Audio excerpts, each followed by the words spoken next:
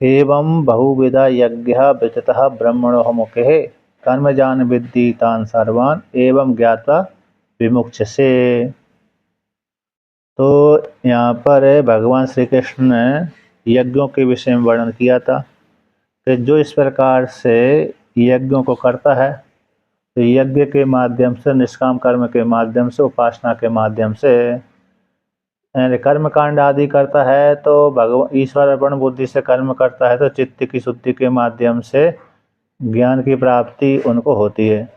तो इनको भी क्रम मुक्ति की प्राप्ति होती है। जो उपासना करने वाला साधक है वो भी चित्त की शुद्धि के माध्यम से ज्ञान की प्राप्ति होती है और इनको भी क्रम मुक्ति की प्राप्ति होती है।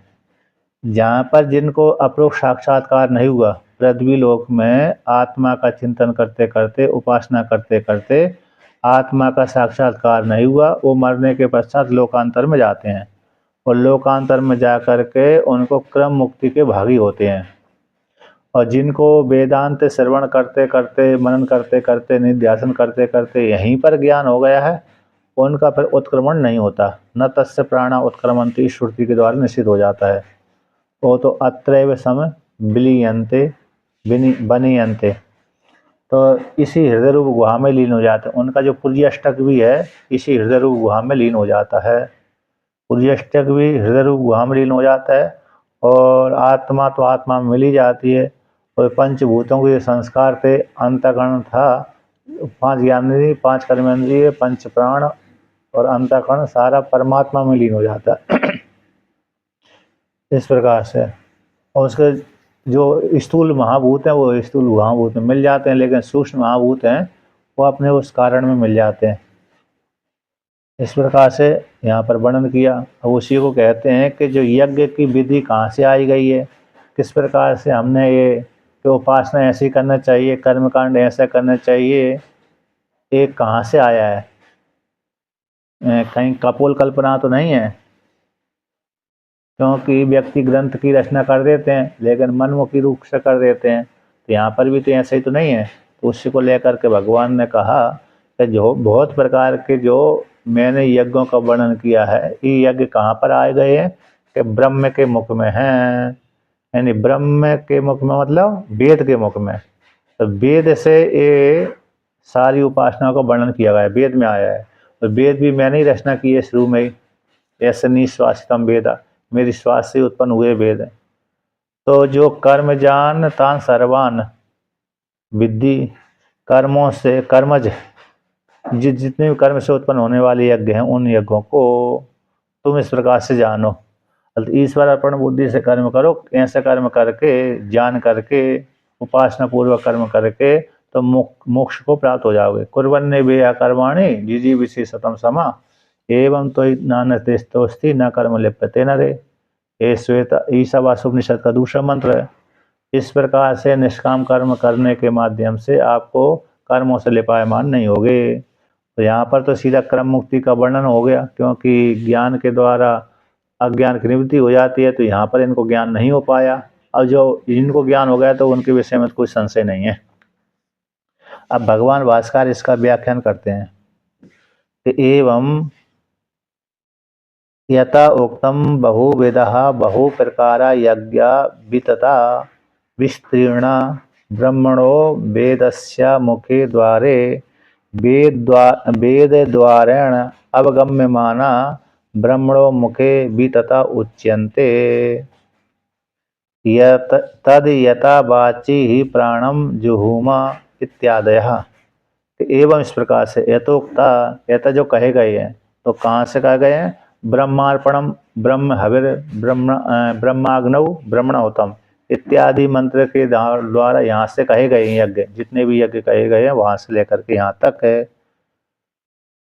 तो जो कहे गए यज्ञ बहु प्रकारा यज्ञ वितता, वितता का तनु विस्तार धातु से वितता शब्द बनता है। तो विस्तीर्ण, जितने बहुत प्रकार के यज्ञों का वर्णन किया गया, प्राण आदि को लेकर के उपासना का वर्णन किया गया, ज्ञान पूर्वक यज्ञ का वर्णन किया गया है।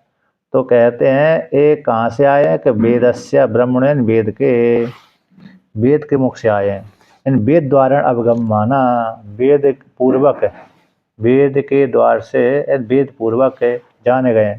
वेद को भगवान ने अपनी स्वास्थ्य रचना करी, उस वेद को भगवान ने किसको दे दिया? अरे ब्रह्मा जी को दे दिया। और ब्रह्मा जी ने फिर उसी वेद को किसको दे दिया? अपने पुत्रों को दे दिया। पुत्रों ने फिर अपने पुत्रों को दे दिया। तो परंपरा से हम लोगों के पास में आएगा गुरु परंपरा और पुत्र परंपरा। शुरू में तो गुरु परंपरा से ही वेद आता है। शुरू में तो अरे पुत्र परंपरा से वेद आता है। पुत्र परंपरा से वेद आया, फिर बाद में जा कर के शिष्य परंपरा बन गई, तो शिष्य परंपरा से आ गया इस प्रकार से। क्योंकि शुरू की सृष्टि पुत्र परंपरा की है, इसलिए पुत्र परंपरा से हमारे पास में आया था, फिर बाद में फिर शिष्य परंपरा चालू हो गई। अब कहते हैं तो ये वेद है, वेद उदाहरण अवगम माना, वेद पूर्वक, यानी गुरुकुल में हम गए अथवा पिताजी ने हमको पढ़ा दिया, है ना, पिताजी ने हमने उस वेद को पढ़ा दिया, तो वेद द्वारा हमको ये सारे यज्ञों का ज्ञान की प्राप्ति हुई। तो ब्रह्म के मुख में वितता उच्चनते, ब्रह्म के मुख से आए हैं, यानी ब्रह्म पूर्वक हमको प्राप्त हुए हैं, यानी वेद पूर्वक हमको प्राप्त हुए हैं। ये सारे जो यज्ञ हैं वेद पूर्वक हमको प्राप्त होते हैं। कहते हैं तद यथा, जिस प्रकार से कि तद यथा बाची ही प्राणम जुहुमा इत्यादया, ये वाक्य आता है वाणी में प्राण का हवन करता है, दोनों प्रकार से। यहाँ पर टीका में आया है वाणी को वाणी में प्राण का हवन करता है, एक पक्ष है। दूसरा पक्ष है प्राण में वाणी का हवन करता है, दोनों प्रकार से। टीका में आया एतद् स्म व्ययी तत्पूर्वे विद्वांस आहु, जो है एतद्, हाँ, तो देखिए यहाँ पर आए एतद् स्म व्ययी तत्पूर्वे विद्वांस आहु, ये बृहत्तम उपनिषद की श्रुति है, 4:22 की, चौथे नंबर टीका में। तो पूर्व के विद्वानों ने इस प्रकार से कहा था, ऐसा वहाँ पर उपक्रम करके अध्ययन आदि से आक्षेप होकर के हेतु का आकांक्षा पूर्वक वर्णन करते हैं। वाणी में प्राण का हवन कर देते हैं। तो यहाँ पर ज्ञान शक्ति मद विषय में क्रिया शक्ति मद उपसंगारो, जो ज्ञान शक्ति है, तो ज्ञान शक्ति वाले विषय में क्रिया शक्ति का उपसंहार किया जाता है, तो उसी को लेकर के यहाँ पर कहते हैं।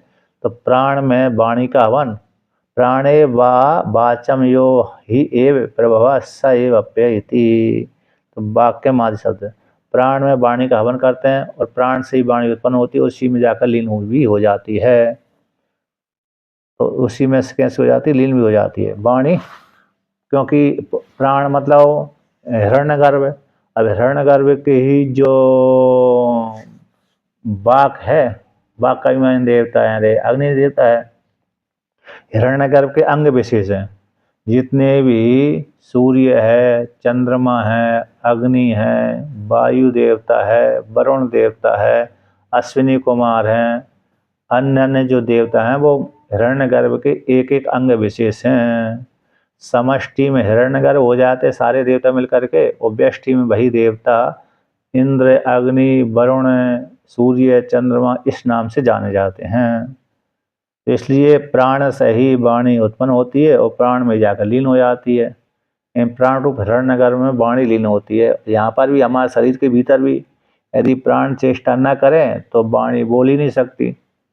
प्राण यदि चेष्टा न करे तो जिसका प्राण कमजोर और शिथिल हो जाता है तो वाणी भी बोलने, उस व्यक्ति बोलने में समर्थ नहीं होता।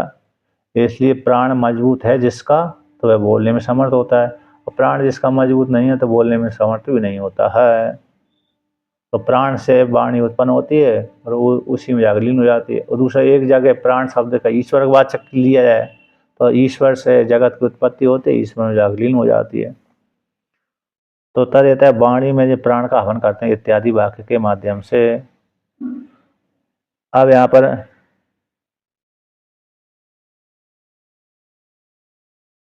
यहाँ पर टीका में आया है ज्ञान शक्ति मताम क्रिया शक्ति मताम, ज्ञान शक्ति वालों का और क्रिया शक्ति वालों का अन्योन्य एक दूसरे के प्रति उत्पत्ति प्रलय होता है। ज्ञान शक्ति का और क्रिया शक्ति का, है ना। क्रिया शक्ति करेगा तो ज्ञान करेगा, ज्ञान होगा। चेष्टा करेगा तो ज्ञान होगा, ज्ञान होगा तो ज्ञान पूर्वक फिर क्रिया करेगा। जान से अध्ययन करता है, अध्ययन करता है तो अध्ययन करता है तो ज्ञान पूर्वक अध्ययन करता है, तो बिना बिना क्रिया के अध्ययन नहीं कर सकता, और क्रिया बिना क्रिया के फिर ज्ञान भी नहीं हो सकता।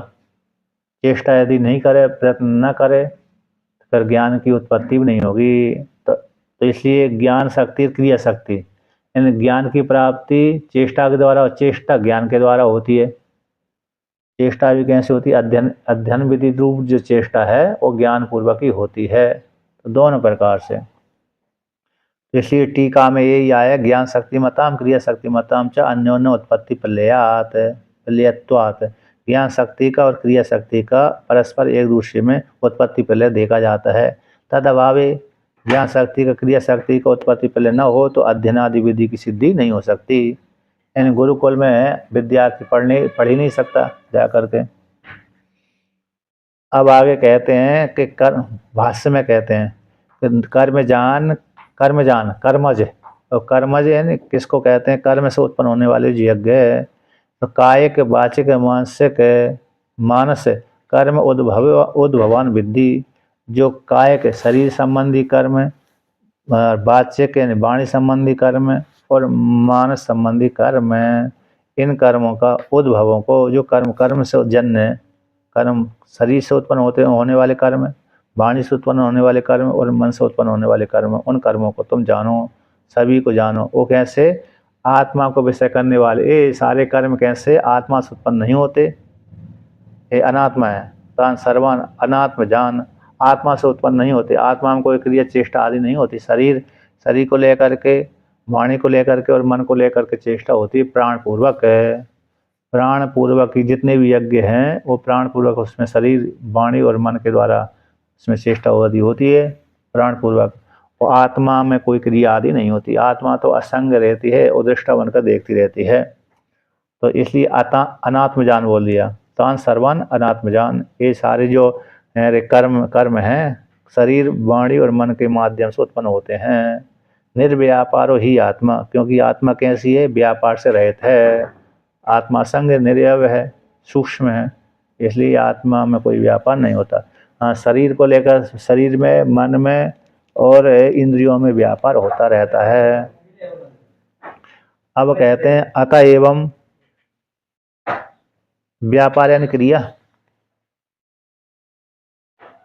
अतः एवं ज्ञात्वा मोक्ष से अश्वात, इस प्रकार से जान करके साधक अथवा साधिका, है ना। तो साधक अथवा साधिका मतलब जो भी वेदांत का इस प्रकार चिंतन करता है, उपासना करता है, ऐसे उपासना करने वाला साधक हो अथवा साधिका हो, तो अशुभ संसार से कि आत्मा में कोई चेष्टा नहीं होती। जितनी भी चेष्टा हो रही है शरीर में हो रहा है। सुख दुख भी कहाँ हो रहा है? शरीर में ही हो रहा है, मन में हो रहा है। शरीर के माध्यम से मन में होता है। आत्मा में न सुख होता है न दुख होता है, क्योंकि आत्मा तो सुख स्वरूप ही है। तो इस प्रकार से सारे धर्मों को आत्मा में से निकाल देता है। जितने भी जो धर्म हैं आत्मा में आरोप कर लिया था, स्थूल शरीर को लेकर के, सूक्ष्म शरीर को लेकर के, स्थूल शरीर को लेकर के जो आत्मा में आरोप कर लेता है व्यक्ति, उन सारे धर्मों को आत्मा से निकाल दिया। तो आत्मा कैसे हो गई? निर्व्यापार वाली आत्मा हो गई। जब तक ताजा संबंध बना हुआ है तब तक तो व्यापार मानता है व्यक्ति। आत्मा में सारा व्यापार हो रहा है, मैं ही कर्म, मैं आत्मा करता हूँ। जब उसने आत्मा को प्रत्यक्ष सिद्ध कर दिया वेदांत पूर्वक है, यानी उपनिषद पूर्वक है, गीता पूर्वक है, तो आत्मा को जान लिया उसने, आत्मा तो निर्व्यापार है, व्यापार से रहे तो उसमें कोई सुख दुख आदि नहीं होते। ऐसा जानने वाला जो साधक है, कहते हैं ज्ञात तो इस प्रकार से, एवं इस प्रकार से जान करके अशुभ जो संसार है, जन्म मरण को देने वाला जो संसार है, वो संसार से मुक्त हो जाता है।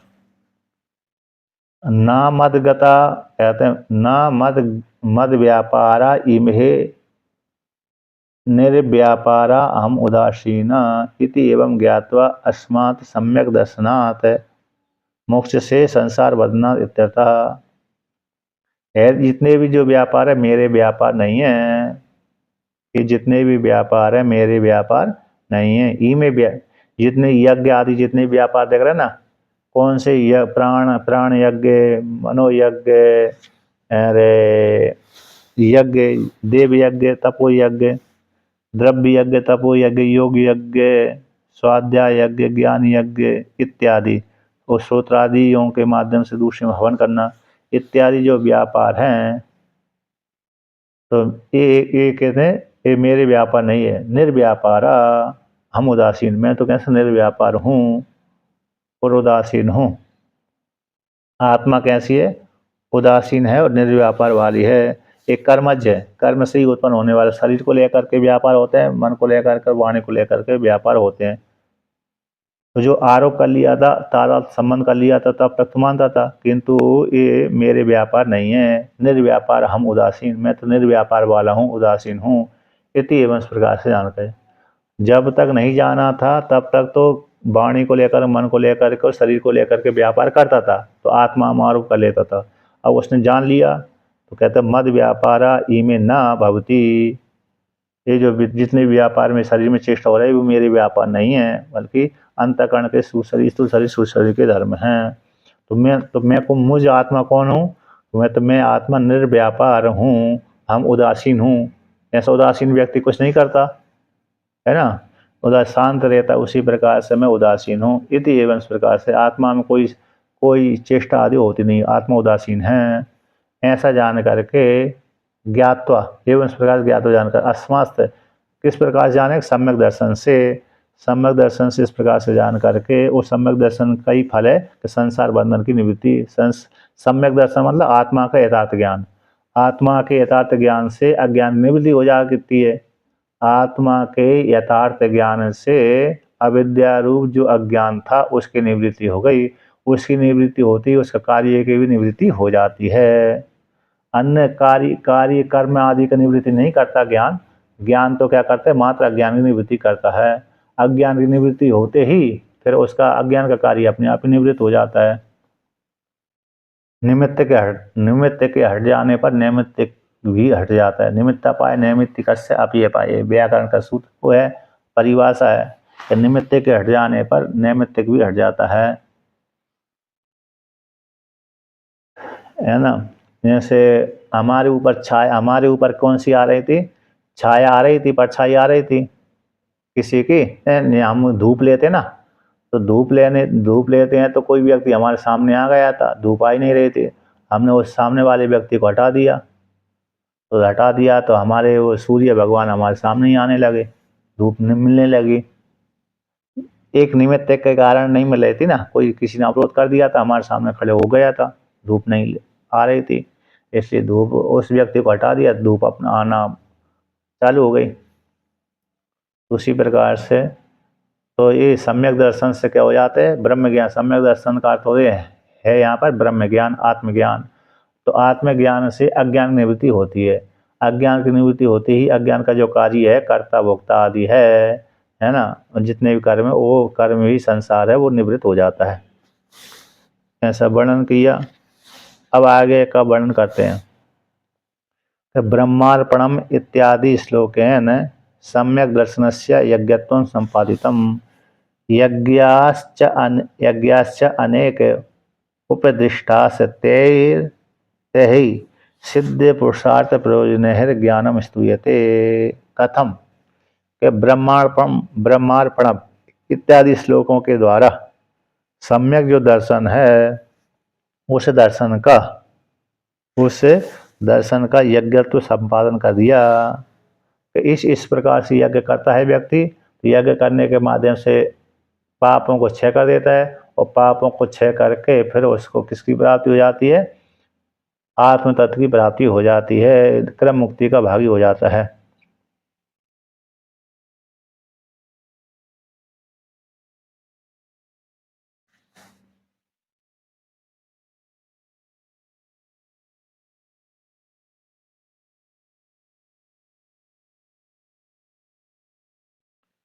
तो यहाँ पर कहते हैं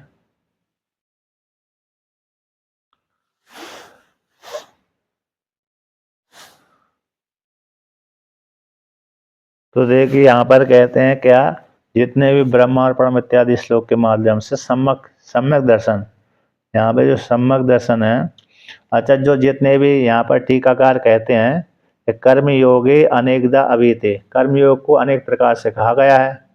तो अनेक प्रकार से कहा गया है तो वह सभी श्रेय के साधन, सभी सर्वस्व श्रेय साधनस्य, ये सारे कर्मयोग कैसे श्रेय के साधन हैं, मोक्ष प्राप्ति के साधन हैं, कल्याण के साधन हैं।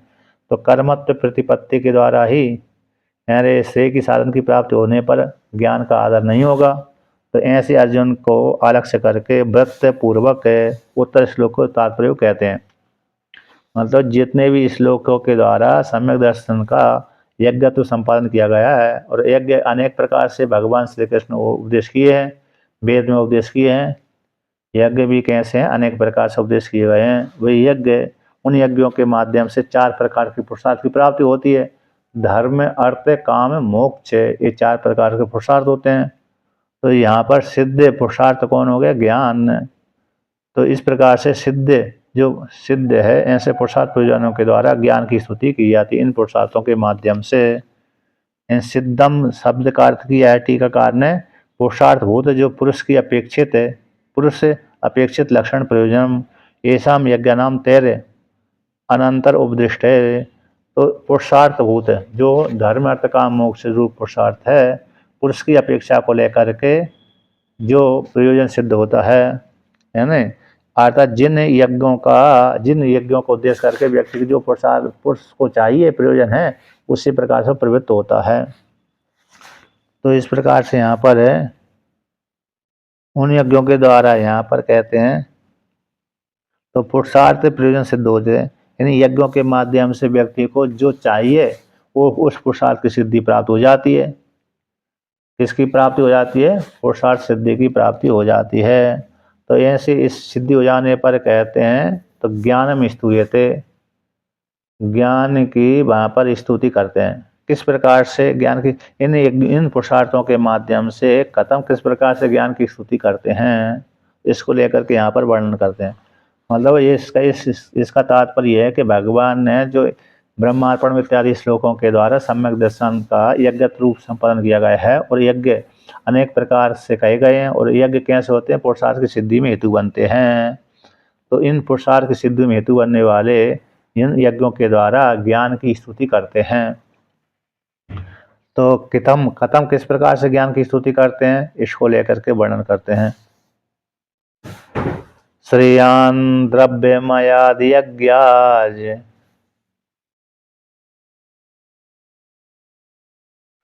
ज्ञानयज्ञः परन्तप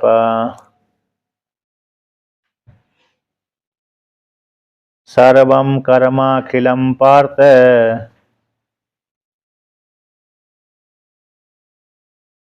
ज्ञाने परिसमाप्यते।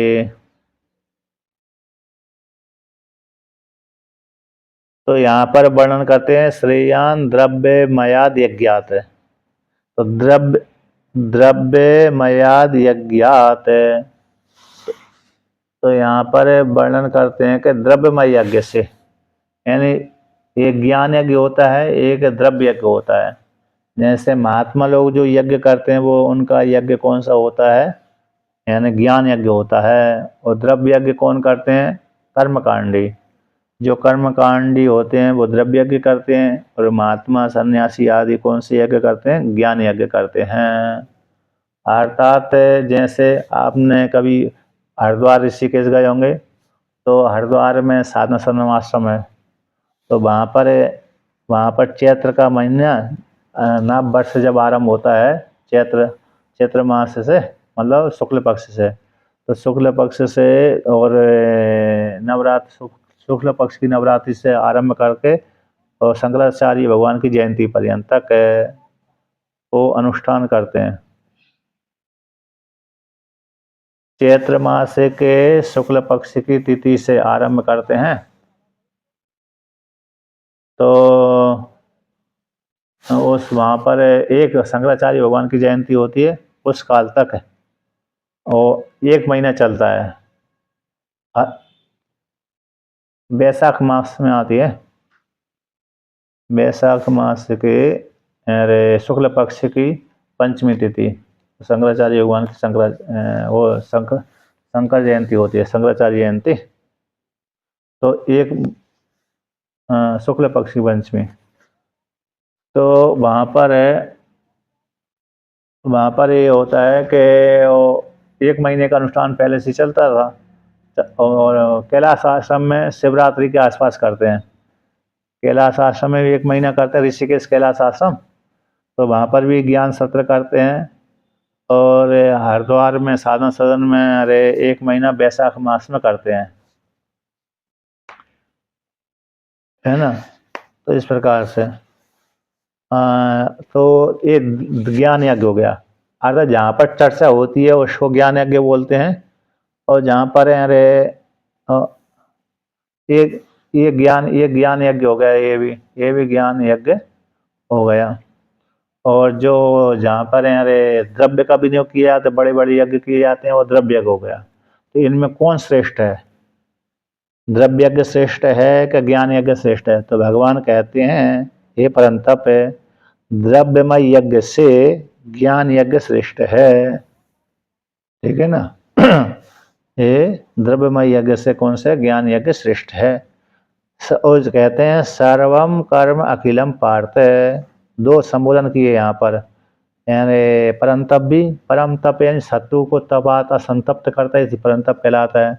और पार्थ यानी प्रताया अपत्यमिति पार्थ, प्रता का पुत्र है इसलिए पार्थ कहलाता है, यानी प्रता उनकी माता थी तो पार्थ है। हे पार्थ, सर्वम कर्म अखिलम, जितने भी कर्म हैं और सारे कर्म हैं, द्रव्य वाले जो कर्म है, अन्य कर्म हैं, ज्ञान परिसमापते, ज्ञान में कैसे अंतर्भूत हो जाते हैं। यानी उन कर्मों का फल जितना, जो ज्ञान का जो फल है, वो फल उनको जो ज्ञान में ही, अगर कर्मों का फल तो सीमित होता है, कर्मों का फल कैसा होता है? सीमित होता है। जैसे 1 रुपये का फल एक इतना ही हुआ, किंतु 100 रुपये का फल कितना होता है? बहुत बड़ा होता है। तो 100 रुपये का फल सबसे बड़ा मान लिया। अब 100 रुपये का जो फल सबसे बड़ा हो गया, उस फल में 1 रुपये का फल भी अंतर्भूत हो जाता है, 2 रुपये का अंतर्भूत भी हो जाता है, 3 रुपये का फल भी अंतर्भूत हो जाता है। जैसे 100 रुपये का दान किया हमने, तो 100 रुपये का दान किया था, वो उसका दान का बहुत फल हो गया। अब उसमें से, उस दान में से 1 रुपये का दान किया, 2 रुपये का दान किया, 5 रुपये का दान किया, तो दान का फल किसमें? 100 रुपये में ही अंतर्भूत हो जाता है। उसी प्रकार से ज्ञान का अर्थ हो गया आत्म तत्व की प्राप्ति। आत्म तत्व की प्राप्ति में जो सुख होता था, वो सुख तो परिपूर्ण है, किसी की अपेक्षा नहीं करता। अब जो हमको विषय के द्वारा हम जिस सुख की प्राप्ति कर रहे थे, विषय के भोग, कर्म के माध्यम से विषय सुख भोगने की इच्छा कर रहे थे, तो वह सुख परिच्छिन्न जो सुख है, आत्मज्ञान की प्राप्ति हो जाने पर भी वो परिच्छिन्न उसी सुख में अंतर्भूत हो जाता है। किसमें? ज्ञान में, आत्मरूप ज्ञान सुख में ही अंतर्भूत हो जाता है। इन छोटे छोटे टुकड़े वाला सुख भी निर्विशेष आत्मज्ञान की प्राप्ति हो जाने पर उसमें अंतर्भूत हो जाता है। उसको उदाहरण देते हैं, जैसे जिसने चार अंक को जीत लिया, 4 अंक को, सतयुग, त्रेता युग, द्वापर युग, कलयुग। तो सतयुग को जिसने जीत लिया तो द्वापर युग, त्रेता युग और कलयुग को भी जीत लिया, अंतर्भूत हो जाते हैं। तो जितने भी कर्मों का फल है, सर्वम कर्म अखिलम पार्थ, हे पार्थ, ज्ञान परिसमाप्ति, ज्ञान में अंतर्भूत हो जाते हैं, लीन हो जाते हैं। यानी सारे, जैसे हमने दूसरा उदाहरण है यहाँ पर, कहते जैसे समुद्र को हमने प्राप्त कर लिया, समुद्र की संपत्ति को हमने अर्जन कर लिया, तो समुद्र का जल पूरा हमने प्राप्त कर लिया, अधिकार में आ गया, तो नदियों का जल भी हमको प्राप्त हो ही जाता है। ठीक है ना, क्योंकि हमने समुद्र के जल को अंतर्भूत कर लिया, प्राप्त कर लिया। अब नदियों का जल उसके अंतर्भूत ही हो जाता है। नदियों का जल तो छोटा छोटा है, लेकिन समुद्र का जल तो विशाल है। अब विशाल जल को हमने अंतर्भूत कर लिया, प्राप्त कर लिया, जीत लिया, प्राप्त कर लिया, तो नदियों का जल भी हमने क्या हो गया? जीत भी लिया, प्राप्त हो जाता है अपने आप ही। उसी प्रकार से ज्ञान के द्वारा जिस सुख की प्राप्ति हो जाती है, तो परिच्छिन्न सुख भी जो कर्मों के द्वारा होता था, वो परिच्छिन्न सुख भी उसमें ज्ञान में अंतर्भूत हो जाता है, निर्विशेष आत्म सुख में अंतर्भूत हो जाता है। अब भगवान भास्कर कहते हैं, तो यहाँ पर ये श्रेष्ठ वर्णन कर दिया, द्रव्य यज्ञ से ज्ञान यज्ञ श्रेष्ठ है। ज्ञान यज्ञ में मात्र बुद्धि का ही खर्च होता है ना। विचार ही मात्र किया जाता है, विचार के माध्यम से व्यक्ति दृढ़ निश्चय हो जाता है।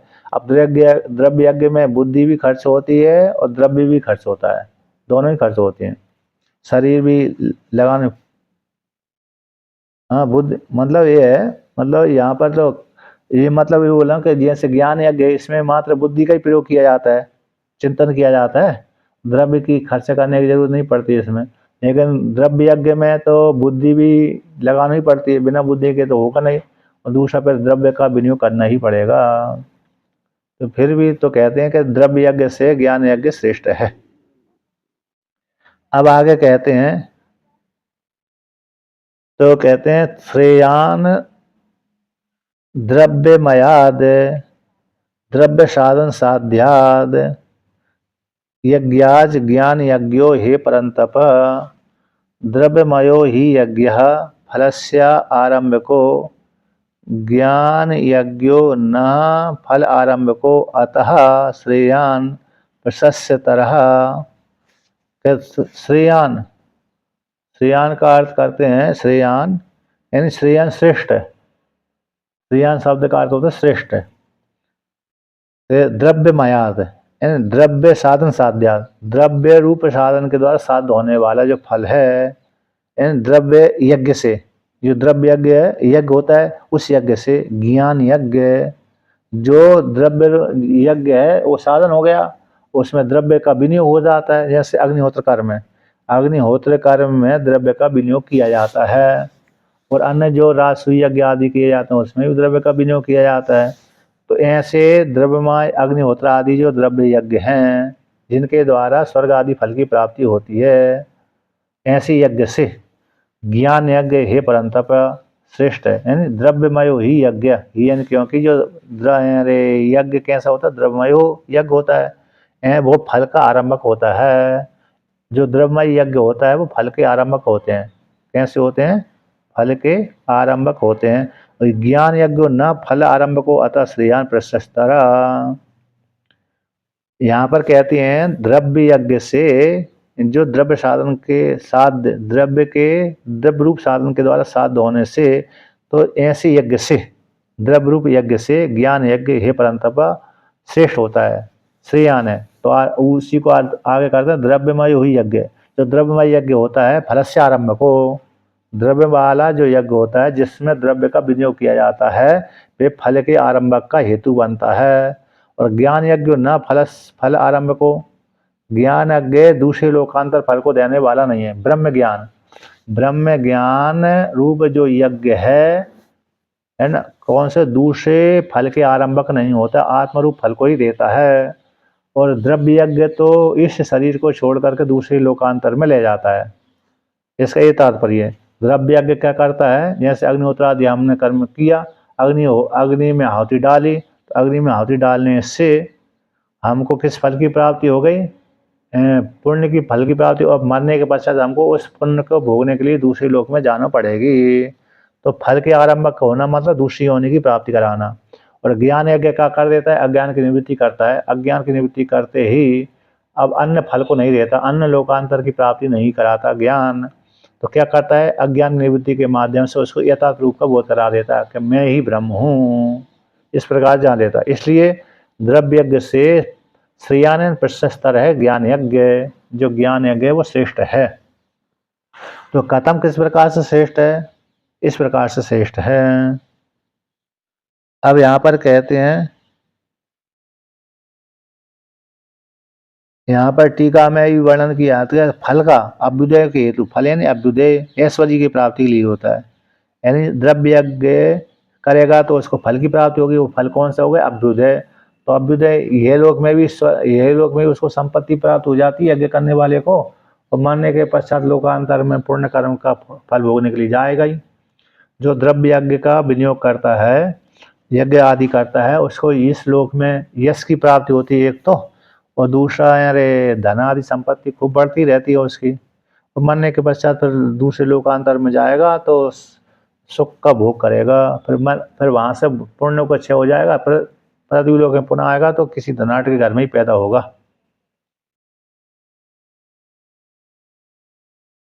द्रव्य यज्ञ से निःशेष की प्राप्ति होगी, लेकिन यदि निष्काम कर्म के माध्यम से, सकाम के माध्यम से नहीं होगी। यदि अंतःकरण शुद्धि होगी, अंतःकरण शुद्धि के माध्यम से ज्ञान की प्राप्ति, ज्ञान की प्राप्ति निःश्रेष की प्राप्ति, मोक्ष फल की प्राप्ति। निःश्रेष का अर्थ है मतलब मोक्ष। तो मोक्ष की प्राप्ति द्रव्य यज्ञ से होती तो है, लेकिन अंतःकरण शुद्धि के माध्यम से क्रम पूर्वक होती है, डायरेक्ट नहीं होती।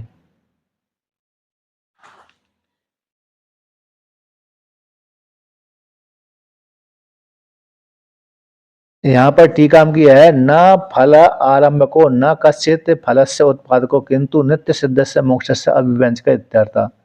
ज्ञान यज्ञ का अर्थ किया है, ज्ञान यज्ञ फल का आरंभक नहीं होता। उसमें टीका किया है 1 2 3 4 5 छठी पंक्ति 190 पृष्ठ पे ऊपर से छठी पंक्ति है, न फल आरंभ को। जो ज्ञान यज्ञ है फल का आरंभक नहीं होता है, न कश्चित फल से उत्पादक, उसका अर्थ कर दिया किसी भी फल का उत्पादक नहीं होता, किंतु फिर किसका करता है, किसको वो किस फल को देता है, नित्य सिद्ध मोक्ष का अभिव्यंजक होता है ज्ञान। ज्ञान किसका होता है, जो नित्य सिद्ध है, स्वतः सिद्ध है। मैं ब्रह्म हूँ, मैं ब्रह्म हूँ, कर्ता भोक्ता नहीं हूँ, सुखी दुखी नहीं हूँ, असंग हूँ। ऐसा नित्य सिद्ध जो मोक्ष है यानी आत्मा, उसका अभिव्यंजक होता है, उसको प्रकाशन करने वाला होता है, दिखाने वाला होता है, बोध कराने वाला होता है ज्ञान। अर्थात व्यक्ति फिर जो जन्म में अपने मन में शंका रखता है कि मैं मरने वाला हूँ और जन्मने वाला हूँ, ये शंका उसकी समाप्त कर देता है। इस प्रकार से मोक्ष का अभिव्यंजक होता है ज्ञान। अब आगे कहते हैं, यतः भाष्य में खत्म किस प्रकार से ज्ञान श्रेष्ठ है और ज्ञान में ही सारे कर्म अंतर्भूत हो जाते हैं। किस प्रकार से, तो इस प्रकार से, यतः सर्वं कर्म समस्तम अखिलम अप्रतिबद्धम पार्थ ज्ञाने मोक्ष साधने सर्वतः संप्लुदक स्थानीय परिसमाप्यते अंतर्भवति इत्यर्थः। तो यथा जिस प्रकार से संपूर्ण कर्म है, सर्व कर्म है, समस्त है, सर्व शब्द का अर्थ अखिल, अप्रतिबद्धम प्रतिबद्ध से रहित है।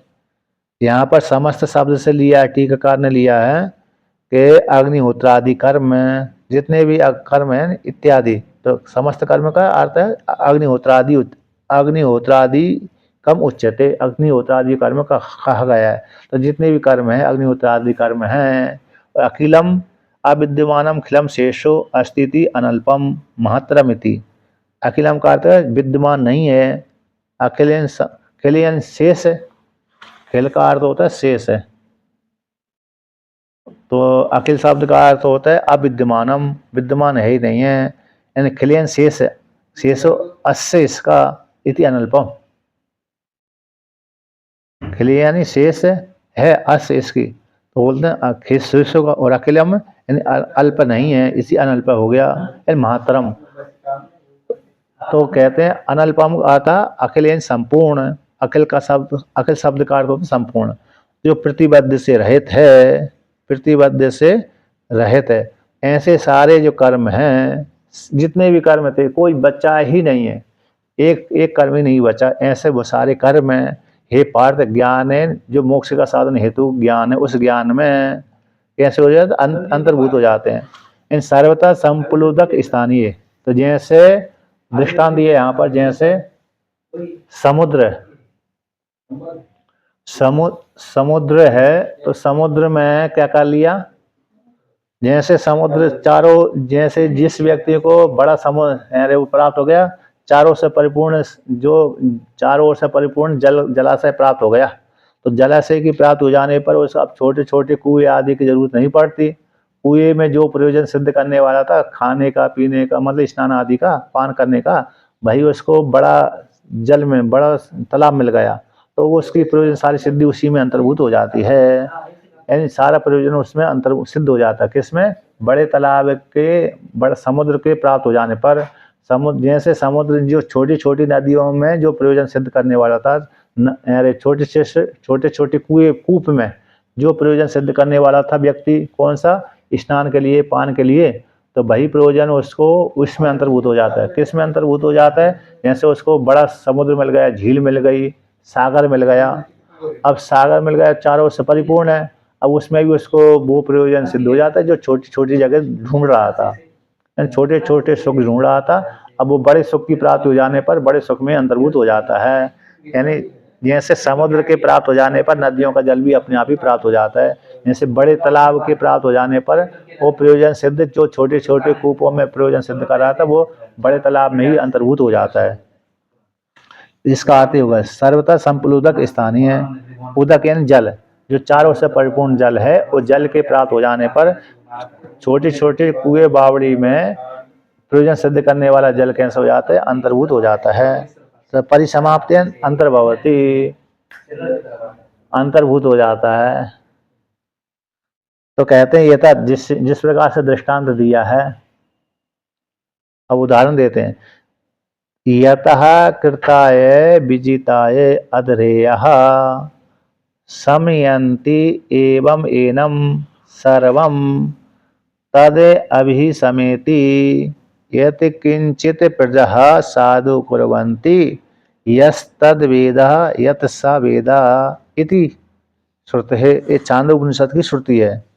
तो जैसे यथा जिस प्रकार से कृताय विजिताय, कृताय शब्द का अर्थ होता है कृत यानी सत्योग, सत्योग जैसे जुआ खेलने वाला व्यक्ति होता है ना, तो उसमें एक 4 अंक का अरे पासा रहता है, एक 3 अंक का पासा रहता है, एक 2 अंक का पासा रहता है, एक 1 अंक का पासा रहता है।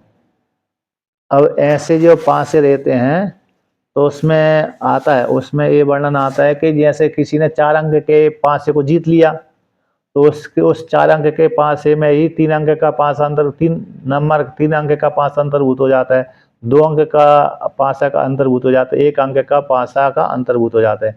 यानी यहाँ पर तो श्रुति है छांदोपनिषद में, जैसे सत्य कृत शब्द का अर्थ होता है सत्योग, और त्रि का शब्द अर्थ होता है त्रेता, और द्वे का शब्द अर्थ होता है द्वापर, और एक अंक का अर्थ हो गया कलयुग। जो जिसने सत्युग को जीत लिया है तो सत्युग संबंधी 4 अंक को जीत लिया तो उसको त्रेता संबंधी 3 अंक, द्वापर संबंधी 2 अंक, कलयुग संबंधी 1 अंक भी उसी में अंतर्भूत हो जाते हैं। इन 4 की संख्या में 1 अंक है कृत्य यानी सतयोग है। तो यहाँ पर इस प्रकार से वर्णन किया कृतयोग।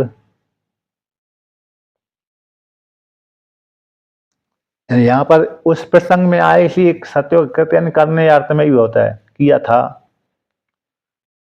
तो यहाँ पर तो सतयुग का वाचक है ये। तो कृत्य के जीत लेने पर अध्रेय, सतयुग के जीत लेने पर अध्रेय मतलब त्रेता युग द्वापर युग कलयुग भी, इन 4 अंक वाले पांचों को जीत लेने पर 1 अंक 2 अंक 3 अंक के पास ही उसने जीत लिए। समयंती अध्रेया भी समयंती उसको प्राप्त हो जाते हैं। एवं इस प्रकार से ये दृष्टांत दे दिया। ये रैक विद्या है, चांदोक उपनिषद में कौन सी विद्या है, रैक विद्या। तो एवं इसी प्रकार से एनम इसको किसको साधक को सर्वम अभी समेति अभी समेति। तो जिस प्रकार से 4 अंक के जीत लेने पर 3 अंक उसमें 1 अंक 2 अंक 3 अंक है उसको प्राप्त हो जाते हैं, उसी प्रकार से साधक को जो उपासना करने वाला प्राण की उपासना करने वाला, वहां पर प्राण का प्रसंग था, यहाँ पर भी उसी प्रकार से ज्ञान की उपासना करने वाले को जो ज्ञान का चिंतन करने वाला है उसमें सारे कर्मों का भाव अंतर्भूत हो जाता है। अथवा श्रुति के अनुसार ही कहें तो कहना इसको जो प्राण की उपासना करता है, हिरण्यगर्भ की उपासना करता है, हिरण्यगर्भ की उपासना करने वाले को कैसे हो जाते हैं, जो कर्मकांडी जो कर्म करके जिस फल की प्राप्ति करना चाहते थे वो फल इसको अपने आप ही प्राप्त हो जाता है। कैसे, क्योंकि इसने प्राण की उपासना करी। अब प्राण समष्टि में समष्टि प्राण है तो समष्टि प्राण हिरण्यगर्भ में समष्टि हो जाता है, व्यष्टि प्राण होता है, तो फिर वायु उसको समष्टि रूप हिरण्यगर्भ के साथ अंतर एकीभूत हो जाने से सारा सुख उसको प्राप्त हो जाता है, बैठे बैठे ही मिला कि यही बैठे बैठे ही उसको प्राप्त हो जाता है। तो इनम सर्वम अभिसमेति, सारा पुण्य सारा फल सारा यश सारा सब कुछ सुख आदि इसको प्राप्त हो जाते हैं। तो कहते यत किंचित प्रजा साधु कुर्वन्ति, जो भी प्रजा साधु कर्म करती है, और साधु कर्म करने से यानी शास्त्रीय कर्म है, जो भी प्रजा शास्त्रीय कर्म करते हैं, शास्त्रीय कर्म करने से उसको जो फल की प्रजा को प्राप्त होती है वो हिरण्यगर्भ की उपासना करने वाले रैक को अपने आप ही प्राप्त हो जाता है।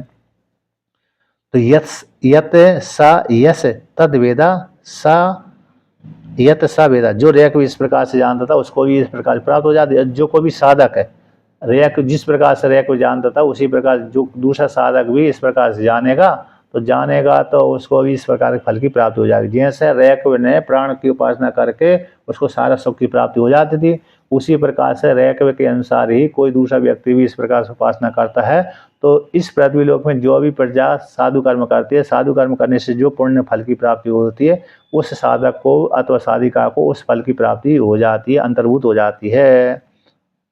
तो यहाँ पर इस प्रकार से वर्णन किया।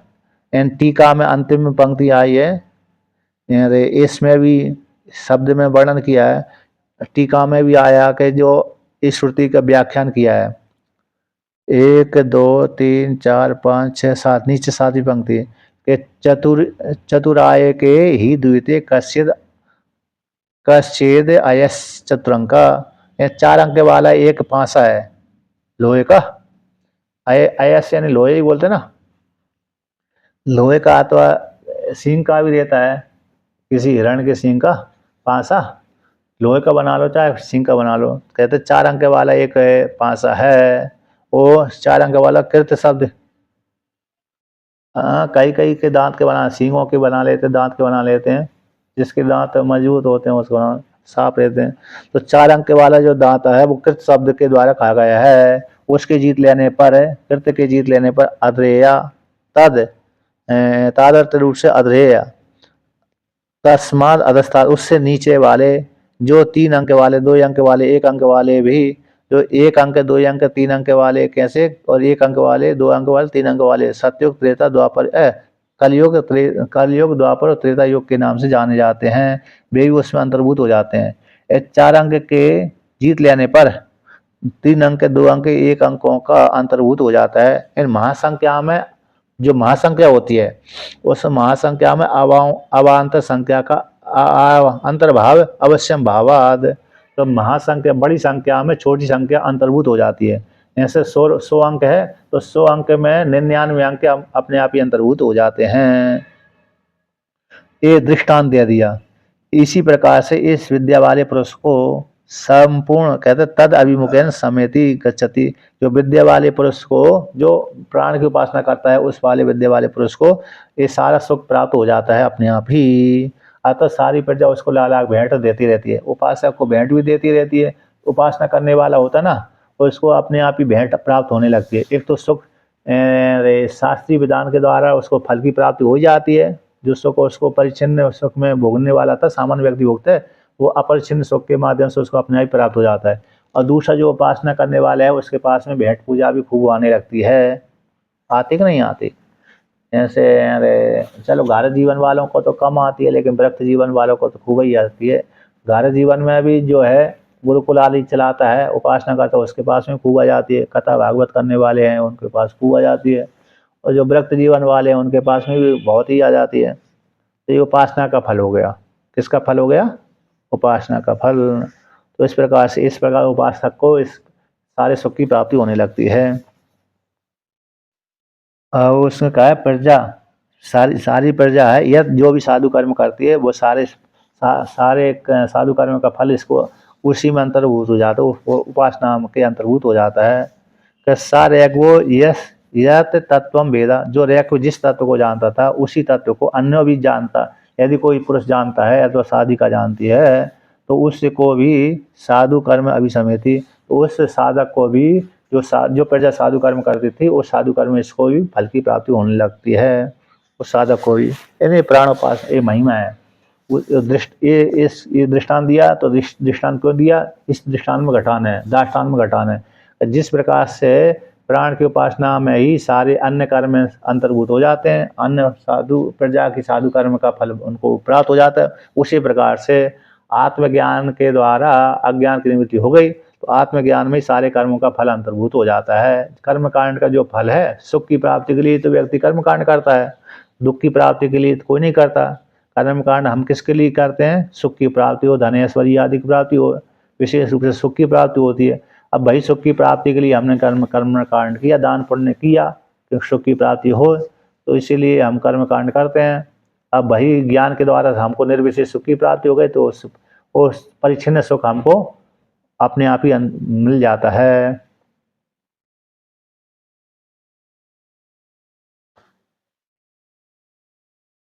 हाँ हाँ, आत्मज्ञान में सब कुछ समा जाता है। यानी आत्मज्ञान हो गया तो सारे सुख की प्राप्ति हो जाती है उसको, है ना।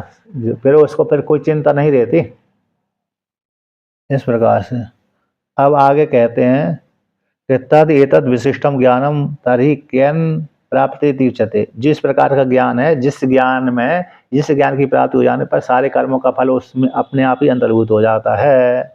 जैसे समुद्र के प्राप्त हो जाने पर नदियों का जल अपने आप ही अंतर्भूत हो जाता है, उसी प्रकार से ज्ञान की प्राप्ति हो जाने पर ज्ञान उन कर्मों का फल अपने आप ही अंतर्भूत हो जाता है। ऐसा जो ज्ञान है, उस ज्ञान है ना, इस विशेषणों वाला विशिष्ट ज्ञान है, किसके द्वारा किस प्रकार से प्राप्त होता है। ब्रह्म ज्ञान की प्राप्ति का उद्देश्य करते हैं, तो किस प्रकार से ब्रह्म ज्ञान की प्राप्ति होती है, किन उपाय से, किस साधन के द्वारा। ऐसा जो महान ज्ञान है, जिस ज्ञान में सारे कर्म का उपासना का फल अंतर्भूत हो जाता है, ऐसा ज्ञान किसके द्वारा, किस साधन के द्वारा, किस प्रकार से प्राप्त होता है। इति उच्यते, तो कहते हैं तद विद्धि प्रणिपातेन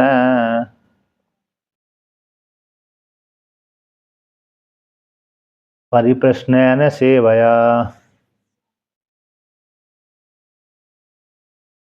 उपदेक्ष्यन्ति ते ज्ञानम ज्ञानिनस्तत्त्वदर्शिनः।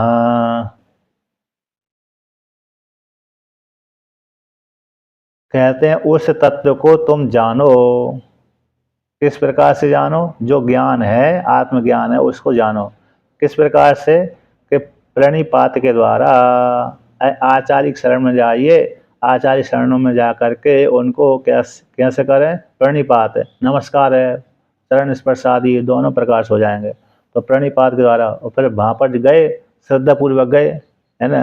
श्रद्धा पूर्वक ही, यहाँ पर श्रद्धा पूर्वक ही होगा, तो बिना श्रद्धा के तो वो आचार्य भी कहेगा मेरी मजाक करने, मेरे लिए कैसा आया ये, तो मेरी वो देख कमी, या तो मेरे को मजाक करने के लिए आया, तो मेरे परेशान करने के लिए आया है, तो फिर वो आचार्य भी नहीं सुनाएगा ठीक ठाक, तो इसलिए वो टाल मलोड़ कर देगा। तो यहाँ पर स्पष्ट है कि शास्त्रीय विधि से जाए और प्रणिप नमस्कार आदि श्रद्धापूर्वक जाए, और नमस्कार आदि के माध्यम से, यहाँ पर प्रणिपात बोल दिया, पतन कर दिया, सीधा गिर जाए साष्टांग दीर्घ नमस्कार आदि के द्वारा। तो दीर्घ नमस्कार आदि के माध्यम से उसके शरण में जाए, वहाँ पर जा करके प्रश्न करे, सेवा करे। सेवा शब्द से वही आ गया गुरु शिष्य सेवा आदि, यानी पहले गुरुकुल में जाते थे, तो इन्होंने, है ना, वहाँ पर गए थे ना, कौन, जो पिपलाद मुनि के पास में गए थे ना 6 ऋषि, उन्होंने कहा भाई यद्यपि आप आए ब्रह्म मेरे से प्रश्न पूछने के लिए आए हो, ठीक है, किंतु भाई तुमने सेवा नहीं करी। यद्यपि तुम अपने आप में घर में परिपूर्ण हो, सेवा कर चुके, निष्काम कर्म कर चुके हो, फिर भी अब आप यहाँ रह रहे हो, तो 1 वर्ष सेवा करो, और 1 वर्ष के बाद भी मैं ये गारंटी नहीं दे सकता कि मेरे को आता है तो मैं तुमको बताऊंगा। यदि आता होगा, उस एक वर्ष सेवा करने के पश्चात जो तुम प्रश्न करोगे, यदि उसका मेरे को उत्तर आएगा तो बताऊंगा, नहीं आएगा तो नहीं बताऊंगा। और ये नहीं कहना कि 1 बार सेवा करवा ली और आचार्य ने और फिर हमको धोखा दे दिया। ऐसा ऐसा भी नहीं सोचना भाई, पहले से स्पष्ट वर्णन कर दिया। फिर उन्होंने 1 वर्ष सेवा करी, लेकिन उन्होंने स्पष्ट उत्तर नहीं दिया था शुरू में ही कि मैं भाई बताऊँ, गारंटी नहीं दी थी कि मैं तुमको बताऊंगा ही, 1 वर्ष सेवा करने के पश्चात बताऊंगा ही। उन्होंने कह दिया था जो तुम प्रश्न करोगे 1 वर्ष के बाद, जो प्रश्न करोगे उस प्रश्न का उत्तर मेरे को आता होगा तो दूंगा, नहीं आता होगा तो नहीं दूंगा, अब आपकी आगे मर्जी। ऐसा उन्होंने बोल दिया था। तो फिर 1 वर्ष से उन्होंने सेवा करी थी, जो प्रश्न का उन्होंने प्रश्न किया था उसका उत्तर दिया। उसी प्रकार से सेवा आदि के माध्यम से, प्रश्न आदि के माध्यम से, तो ते ज्ञानम ज्ञानस तत्वदर्शिनः उपदेक्ष्यन्ति। उस ज्ञान को, ते तभ्यम तुम्हारे लिए उस ज्ञान को, जो ज्ञानी हैं, वो ज्ञानियों में भी कौन है? तत्वदर्शी हैं। ज्ञानियों के एक शास्त्रीय ज्ञानी होता है, एक तत्वदर्शी होता है, यथार्थदर्शी। ऐसे यथार्थदर्शी कैसे तुमको उपदेश करेंगे। ये सम्मान के लिए बहुवचन है यहाँ पर, किसके लिए? सम्मान के लिए बहुवचन का प्रयोग कर दिया। ऐसे महापुरुष होते ना, उसमें बहुवचन ना कि अरे, ना कि अरे, बहुत आचार्य तुमको मिलकर के उपदेश करेंगे। तो ब्रह्मवेत्ता जो होता है एक ही देने में समर्थ हो जाता है। है ना। तो इसी यहाँ पर उपदेक्षन्ति बहुवचन, ज्ञानिनस् तत्प्रसिना, यहाँ भी बहुवचन है। तो बहुत सी आचार्य तुमको उपदेश करेंगे क्या? नहीं, एक ही आचार्य है, लेकिन जो एक आचार्य कैसे, अरे ब्रह्मवेत्ता है। और ब्रह्मवेत्ता है तो सम्मान के लिए बहुवचन का प्रयोग करते हैं। महापुरुषों के लिए हम मेरे बहुवचन का प्रयोग करते हैं। जैसे आपने कभी देखा होगा, कहीं कहीं भी लिखा होगा, श्री गुरु चरण कमलेभ्यो नमः, श्री गुरु चरण कमलेभ्यो नमः। गुरु के तो गुरु प्रयोग तो ऐसा करना, प्रयोग तो ऐसा करना चाहिए था, श्री गुरु चरणाभ्याम नमः, क्योंकि दो चरण है ना, तो चरणाभ्याम बोलना चाहिए थी, लेकिन वहाँ पर चरणाभ्याम ना बोल करके चरणेभ्यो बोलते हैं, अतः बहुवचन प्रयोग कर देते हैं, जबकि दो वचन का प्रयोग करना चाहिए थी। तो वहाँ पर क्यों किया? सम्मान के लिए। तो सम्मान के लिए व्यक्ति को बहुवचन का प्रयोग करते हैं। उसी प्रकार से ब्रह्मवेत्ता सम्मानीय है, तो भगवान श्री कृष्ण कह दिया है, बहुवचन का प्रयोग कर दिया। ऐसे जो ब्रह्मवेत्ता है, जो ज्ञानी है, शास्त्रीय ज्ञान नहीं, यथार्थदर्शी, मतलब तत्वदर्शी, तत्वदर्शी तुमको उपदेश करेंगे। मतलब यहाँ पर यह है, ये जो आचार्य शास्त्र को अनुशीलन करने वाला है, उसकी शरण में जाइए, उसकी शरण में जाकर के प्रश्न करिए, सेवा करिए, तो उससे जो भी प्रश्न करेंगे तुमको उपदेश कर देंगे। अब इसमें मतलब तत्वदर्शी यथार्थदर्शी आ गया, मतलब अपरोक्ष साक्षात्कार वाले। अब इसमें इसमें ये है, सामान्य इसका अर्थ यही लेना है कि शास्त्र का ज्ञान अनिवार्य है, क्योंकि भगवान भास्कर स्पष्ट इस वाक्य कह रहे, ये भगवान का मत है, मेरा मत नहीं है। इस भगवान भास्कर जब व्याख्यान करते हैं इसमें, तो कहते हैं भगवान का मत है, भगवतो मतम। तो भगवतो मत में भगवान भास्कर का ऐसा मत नहीं है ना, भगवान भास्कर का तो भगवतो मतम बोल दिया ना, भगवान का मत है, तो मेरा मत है। मतलब बहुत से व्यक्ति आप कहाँ तक सारे ब्रह्मवेत्ता आप लोग साक्षात्कार वाले मिलेंगे, ये तो मिलते नहीं है। शास्त्रीय जो ब्रह्मवेत्ता तो मिल जाएंगे, शास्त्र का अनुशीलन करने वाले ब्रह्मवेत्ता तो हर जगह मिल जाएंगे, लेकिन अपरोक्ष साक्षात्कार वाले तो कहीं ढूंढने भी बहुत ही मुश्किल से मिलते हैं। तो मतलब शास्त्रीय ज्ञान होने के पश्चात व्यक्ति जब अनुशीलन करता है, चिंतन करता है, तो अपने आप ही अपरोक्ष साक्षात्कार कर लेता है क्या नहीं? शास्त्रीय व्यक्ति, हाँ, लेकिन इतना जरूर है कि जो अरे अपरोक्ष साक्षात्कार वाले के पास में जाएगा, उसको शीघ्र लाभ की प्राप्ति हो जाती है, लेकिन कभी कभी नहीं भी होती है। कभी कभी महापुरुष जो जिसने अपरोक्ष साक्षात्कार कर लिया है, और अपरोक्ष साक्षात्कार कर लिया, तो उनके पास जितने भी शिष्य जाते थे, क्या सारे मुक्त हो जाते हैं? नहीं होते, कुछ तो मूर्ख ही बने रहते हैं। जैसे उड़िया बाबा, उड़िया बाबा को देख लीजिए। अब उड़िया बाबा के पास में ब्रह्मवेत्ता तो प्रसिद्धि थी, उनकी ब्रह्मवेत्ता है, ब्रह्म ज्ञानी है। अब उनके जितने भी जुड़े होंगे शिष्य, सारे ब्रह्म ज्ञानी तो हुए ही नहीं, और जैसे कि जैसे रहे, है कि नहीं? अब अखंडानंद जी महाराज के विषय में भी प्रसिद्धि है, वे ब्रह्मवेत्ता के विषय में कोटि में आते हैं। करपात्र जी महाराज जी के विषय में भी प्रसिद्धि है, वो भी ब्रह्मवेत्ता की कोटि में आते हैं। अब इनके पास में जितने भी शिष्य गए होंगे, सभी को ज्ञान थोड़ी हुआ है, कुछ को बस ऐसे ही ठीक ठाक है, हाँ, भजन पूजन करते रहेंगे तो उन्नति जरूर हो गई, लेकिन जो अधिकारी रहा उसको ज्ञान हो गया।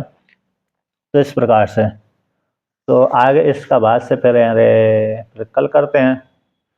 तो ये यहाँ पर विद्या की प्रकार का वर्णन कर दिया, मतलब ब्रह्म ज्ञान की प्राप्ति इस प्रकार से होती है। ये आचार्य शरण में जाइए, आचार्य शरण में जा करके फिर उसको ब्रह्म, उनसे प्रश्न करिए, प्रश्न करके वो उनको तुमको उपदेश करेंगे ज्ञान को, इस प्रकार से कहा।